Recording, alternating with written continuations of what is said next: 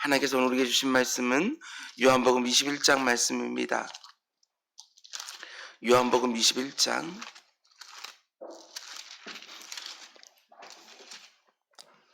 지난번에 우리가 1절부터 14절까지 우리가 읽었으니까 오늘은 15절부터 25절까지만 읽도록 하겠습니다. 요한복음 21장 15절부터 25절까지 우리 한 절씩 교독하겠습니다. 그들이 조밥 먹은 후에 예수께서 시몬 베드로에게 이르시되 요한의 아들 시몬아 네가 이 사람들보다 나를 더 사랑하느냐 하시니 이르되 주님 그러하나이다. 내가 주님을 사랑하는 줄 주님께서 아시나이다. 이르시되 내 어린 양을 먹이라 하시고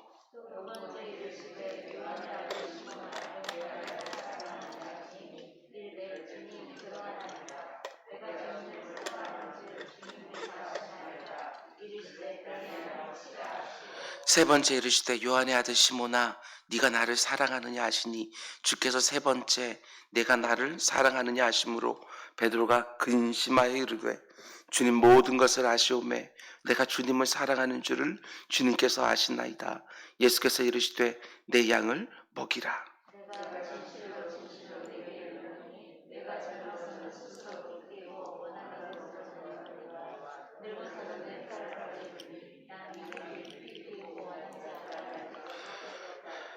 이 말씀을 하시면 베드로가 어떠한 죽음으로 하나님께 영광을 돌릴 것을 가리키심이로라.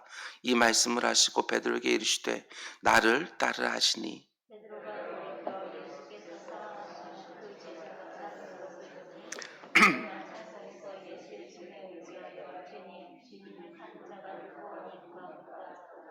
이에 베드로가 그를 보고 예수께 여짜오되 주님 이 사람은 어떻게 되겠사옵나이까.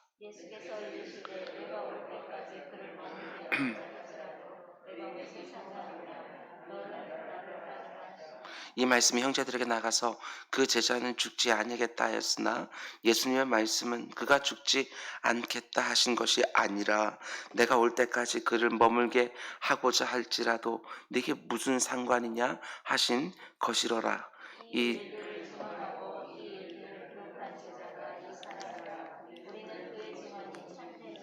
우리 함께 예수께서 행하신 일이 이외에도 많으니 만일 낱낱이 기록된다면 이 세상에도 이 기록된 책을 두기에 부족할 줄 아노라. 아멘. 아멘.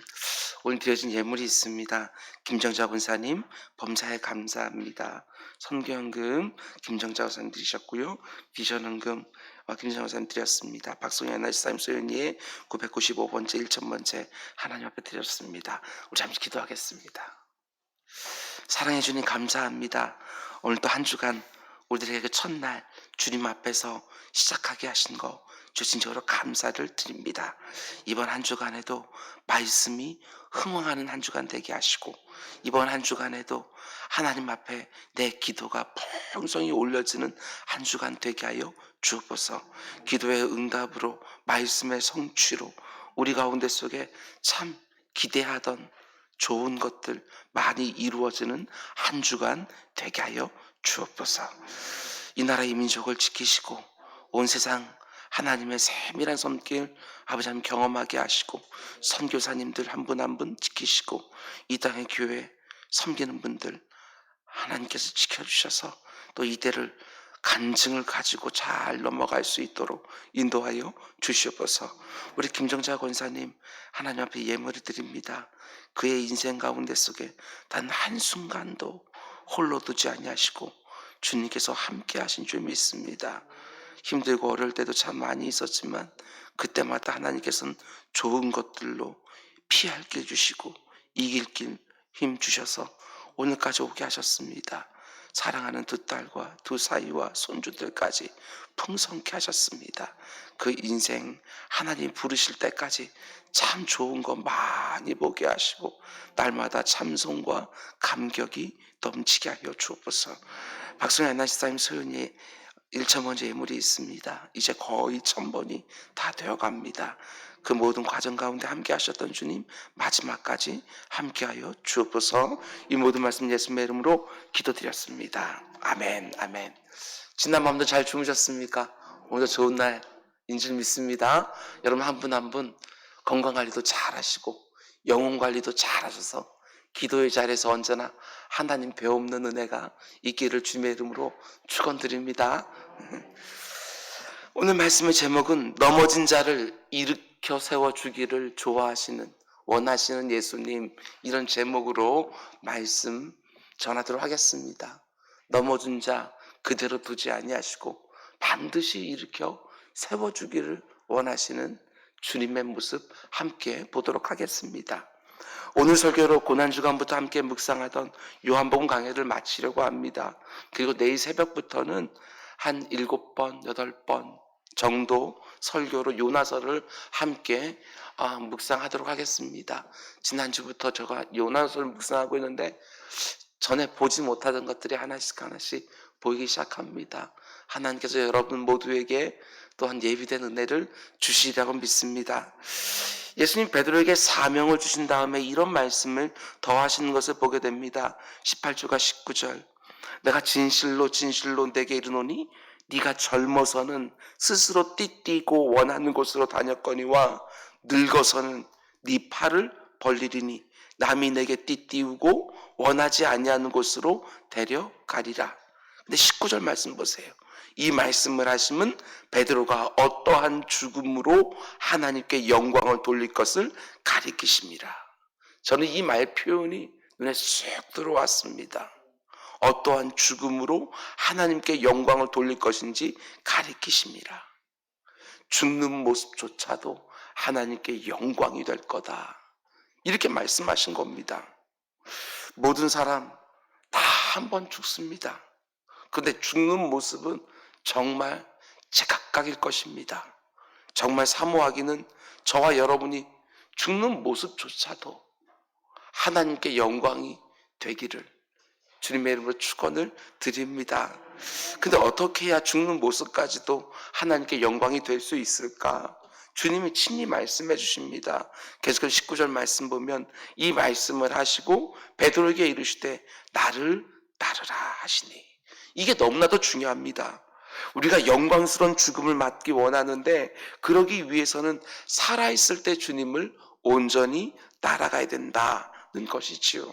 지금 내가 주님을 살지 않으면서, 내가 살아있을 때 주님을 온전히 따르지 않으면서 죽을 때 하나님을 영광스럽게 한다? 절대로 그런 일은 일어나는 법이 없습니다. 여러분 죽을 때도 주님께 영광이 되기를 원하십니까? 그렇다면 오늘을 살아가는 내 모습이 하나님께 영광이 되고 있어야 합니다. 이게 중요하지요. 주님을 위해서 죽는 것이 어려울 것 같지만 우리가 잘 아는 것처럼 주님을 위해서 사는 것이 정말 어렵습니다. 죽음은 순간이지만 사는 것은 매일매일 직시하는 현장이기 때문에 하루하루를 주님을 따라가며 주님께 영광이 되는 삶을 산다는 거 결코 쉽지 않습니다. 그래서 우리가 하루의 첫 시간을 이렇게 말씀과 기도로 시작하는 거 아니겠습니까? 주님께서 말씀해 주신 것처럼 말씀과 기도로 거룩하여집니다. 이렇게 말씀하신 것처럼 말씀의 능력이 있고 그 말씀을 붙들고 기도할 때에 기도의 응답으로 모든 것이 다 이루어진다. 이렇게 말씀해 주신 것처럼요.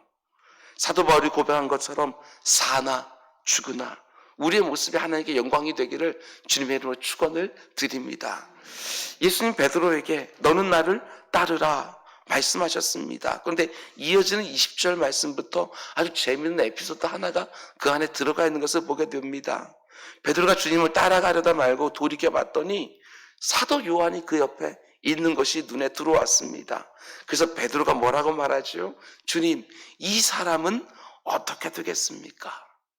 그러자 주님이 뭐라고 말씀하십니까? 22절 예수께서 이르시되 내가 올 때까지 그를 머물게 하고자 할지라도 네게 무슨 상관이냐?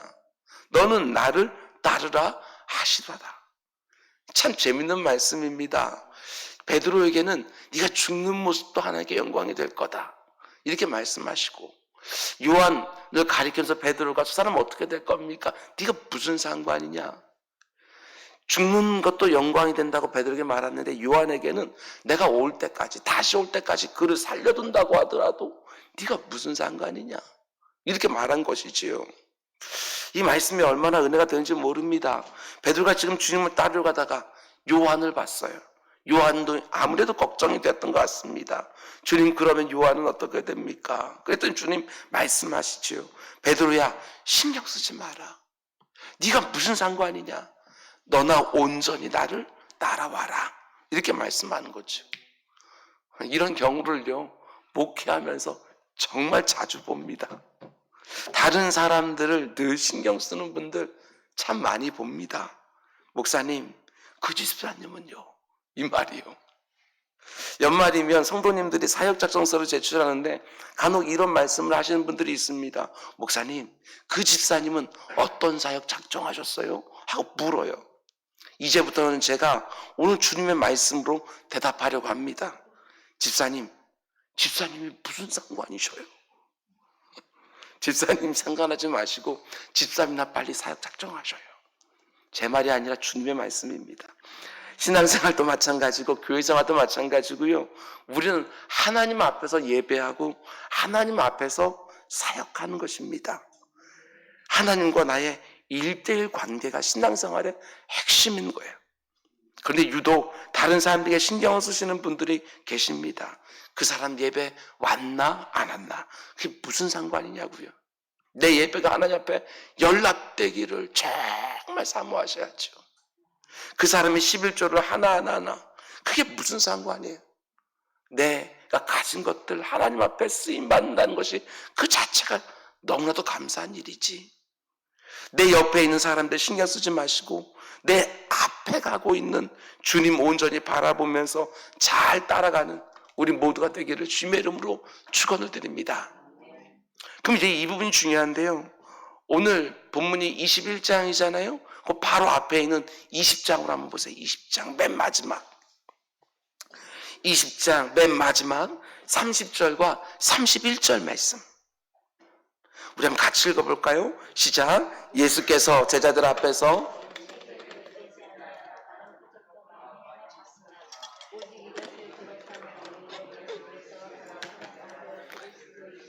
믿게 하려 하며 그 이름을 힘입어 생명을 얻게 하려 함이로라. 아멘. 여러분, 어떤 느낌이 드셔요? 저는요, 요한복음 20장 30절과 31절 말씀이 요한복음의 마지막 구절처럼 느껴져요. 그죠? 잘 보면 정말 그렇습니다. 요한복음 20장 30절과 31절 말씀 보면 사도 요한이 제가 이 복음서를 기록한 이유는 여러분 모두가 주님 믿고 영원한 생명을 얻게 하기 위함입니다. 이렇게 쓴 다음에 요한복음을 맞춰도 아무 문제 없어 보여요. 아니, 오히려 그게 더 자연스러워요. 완벽한 마무리가 되거든요. 그래서 많은 성경학자들이 말하는 것은 원래는 요한복음이 20장으로 다 끝났는데 사도 요한이 후일 21장을 덧붙인 것처럼 보인다, 이렇게 주장을 합니다. 저도 그렇게 생각을 합니다. 사도 요한이 원래는 요한복음 20장으로 복음서를 끝냈다가 나중에 21장을 덧붙인 거죠. 좀 더 정확하게 말하면 모든 성경의 저자가 되시는 성령 하나님이 사도 요한의 마음을 감동시켜서 21장 말씀을 후일 덧붙이게 하셨다, 이렇게 보는 게 맞습니다. 저는 이 부분을 묵상하다 큰 은혜를 받았습니다. 왜 사도 요한은 20장으로 원래는 요한복음을 마치려 하다가 후일 21장을 덧붙였을까? 성경학자들은 크게 두 가지 이유를 듭니다. 먼저 하나는 사도 요한이 자신을 둘러싼 잘못된 소문을 바로잡기 위해서 21장을 덧붙였다고 말하는 학자들이 있습니다. 21장 23절 말씀 다시 보시기 바랍니다. 21장 23절, 이 말씀이 형제들에게 나가서 지금 거기서 하고 있던 말씀들이 초대교회 형제들에게 흘러나갔다는 거예요. 그렇죠? 그래서 그 제자는 죽지 아니하겠다 하였으나, 사도 요한이 죽지 않는다고 하는 소문이 초대교회 사이에서 바닥에 있었던 거예요. 초대교회 때보다 교회는 소문이 빠른 곳입니다. 예수님이 뭐라고 말씀하시죠? 베드로가 요한을 가리키면서 저 사람 어떻게 되겠습니까? 라고 물으니까 신경 쓰지 말라고 하시면서 23절 내가 올 때까지 그를 머물게 하고자 할지라도 네가 도대체 무슨 상관이냐. 근데 주님의 이 말씀이 잘못 전달이 되어서 주님이 다시 오실 때까지 사도 요한은 안 죽는데 이런 소문이 난 거예요. 그도 그럴 것이 사도 요한이요 12제자들 가운데 가장 오래 살아요. 90세 넘게 사니까 가장 오래 살아요. 그래서 초대교회 성도들이 사도 요한은 죽지 않나 보다, 죽기 전에 예수님 오시나 보다, 이렇게 생각을 했다는 사실입니다. 그 사도 요한이 자신에 대한 그 소문을 바로잡기 위해서 21장 말씀을 후일 덧붙였다, 이렇게 학자들이 말하기도 하지요. 요한은 이렇게 말하는 거예요.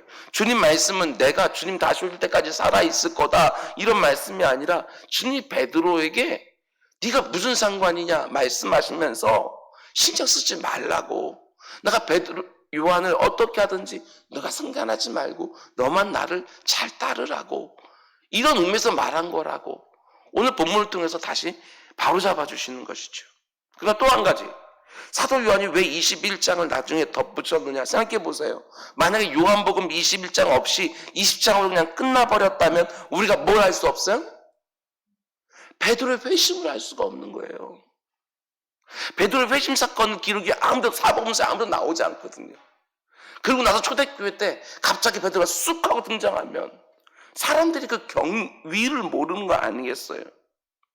요한복음 21장 말씀 보면 부활하신 예수님이 베드로를 찾아와서 3번에 걸쳐서 네가 나를 사랑하느냐 물으시고 3번에 걸쳐서 내 양을 먹이라, 내 양을 치라, 내 양을 먹이라 하면서 목회 사명을 주시는 거예요.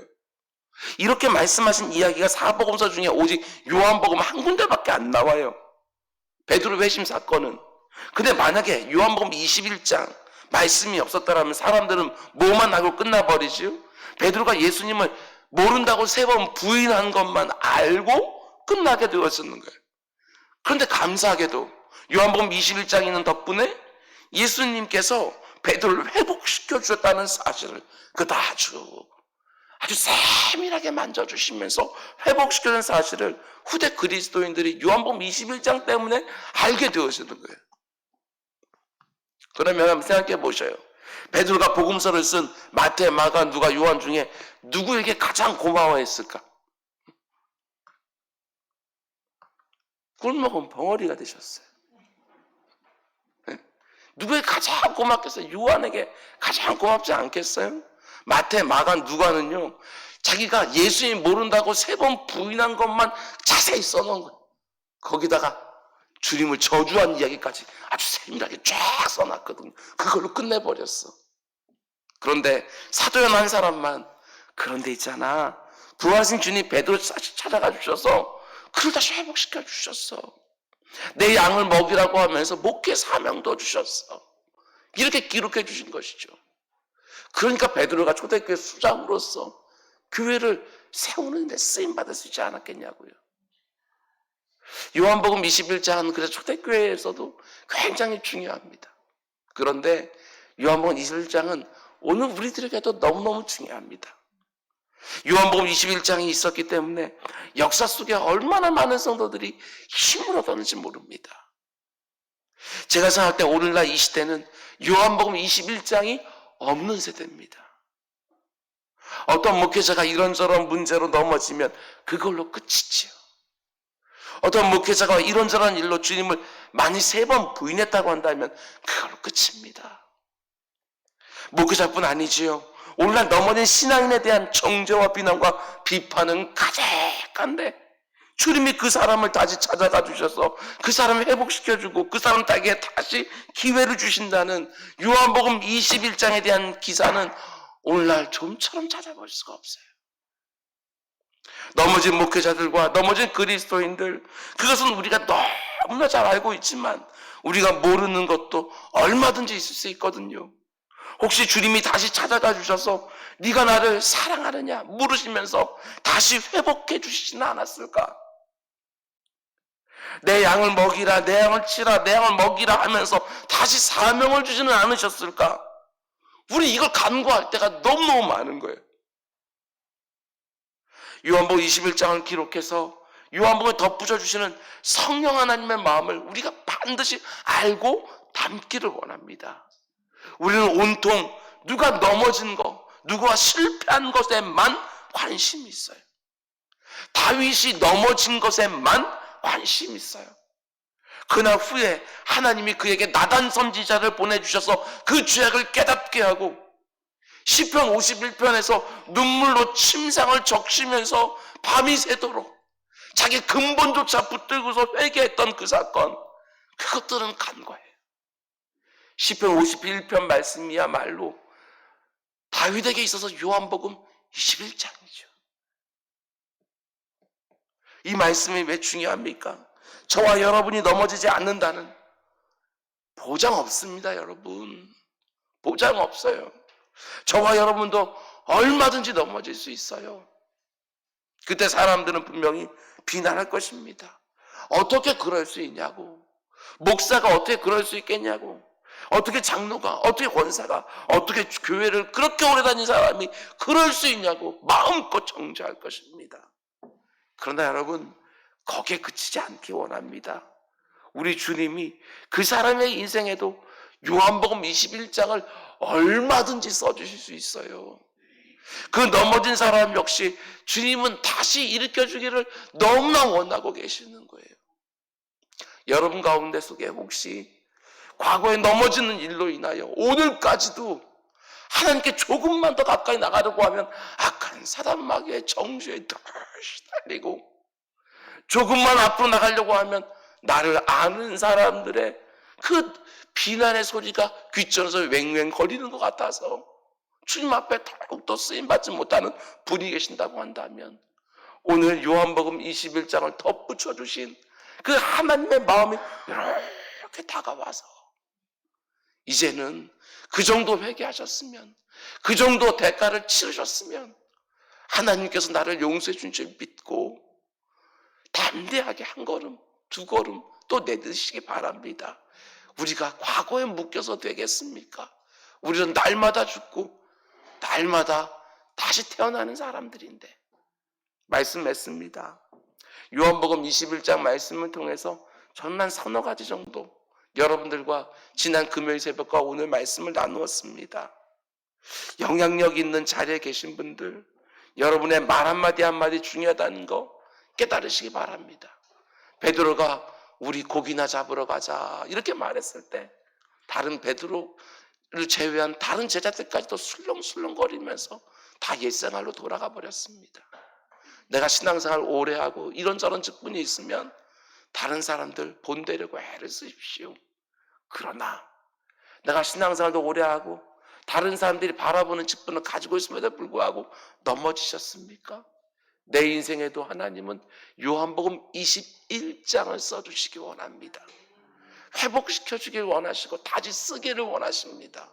그 주님 붙잡고 자유함 가운데 남은 인생들 허비하지 마시고 마음껏 쓰임받는 우리 모두가 되기를 원하고, 여러분 주변에 베드로처럼 쓰러진 자들이 있습니까? 다가가서 그들에게 요한복음 21장 쓰는데 도움을 드리는 여러분 한 분 한 분 되기를 주님의 이름으로 축원을 드립니다. 기도하겠습니다. 사랑의 주님, 우리 주변에는 이렇게 넘어진 자들 너무너무 많습니다. 예전에는 너무나 훌륭한 일꾼들이었는데 이제는 교회 밖에서 헤매입니다. 이런저런 일들로 인하여 마음의 상함을 가지고 아예 주님을 떠나버려서 방황하는 분들도 너무너무 많습니다. 주님, 주의 사랑하는 종들 이렇게 기도하고 말씀으로 하나님 앞에 나아가오니 그들 다시 이렇게 세우는 일에 잘 쓰임받는 인생들 될 수 있도록 인도하여 주시옵소서. 아버지, 코로나19로 또한 많은 사람들 흩어져 있습니다. 주님, 상황이 하나씩 하나씩 정리되면서 아버지 모든 분들 함께 다시 이 자리에 모여서 재밌게 즐겁게 기쁘게 신앙생활 함께 할 수 있는 그날 속히 올 수 있도록 주님께서 인도하여 주시옵소서. 이 모든 말씀 예수님의 이름으로 기도드렸습니다. 아멘. 너희에게 기도하라.